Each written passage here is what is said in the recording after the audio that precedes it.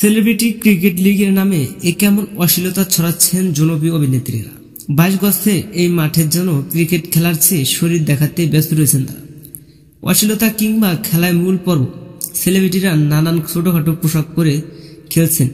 মাঠে নেমে যা দেখা সত্যি স্পষ্টভাবে বোঝা যাচ্ছে তারা তাদের সতীর্থ সবার মাঝে বিলিয়ে দিচ্ছে। এছাড়াও দেখা যাচ্ছে মাঠে নেমেই তারা টিকটক ভিডিও, রিলস ভিডিও এবং ছবি তোলা নিয়ে ব্যস্ত রয়েছে এবং সেই ছবি সামাজিক যোগাযোগ আলোচনার ঝড় তুলেছেন। আর এরই মধ্যে ঘটল এক দুঃখসংবাদ। সেলিব্রিটি ক্রিকেট লিগের অশ্লীলতা ছড়ানোর বিরুদ্ধে অভিযোগ করলেন এক আইনজীবী। এছাড়াও এই তালিকায় 9 জনকে পাঠানো হয়েছে লিগ্যাল নোটিশ। এরই মধ্যে প্রথমে রয়েছেন ডিরেক্টর পবিত্র রায় চৌধুরী, এছাড়াও আরো রয়েছেন নির্মাতা সেলিম, তানিয়া রহমান, অভিনেত্রী মারিয়া মিম, সিনথিয়া ইয়াসমিন, কিয়া পায়েল, মারুফা আক্তার জামান সহ আরো বেশ কিছু তারকা। লিগ্যাল নোটিশ বাংলাদেশের সুপ্রিম কোর্টের মোহাম্মদ জাকির হোসেন বলেন, যারা এরকম ক্রিকেটের নামে অশ্লীলতা ছড়াচ্ছেন তাদেরকে দ্রুতই আইনের আওতায় হস্তান্তর করা হবে এবং আমাদের যুব সমাজকে শক্তভাবে গড়ে তুলতে হবে।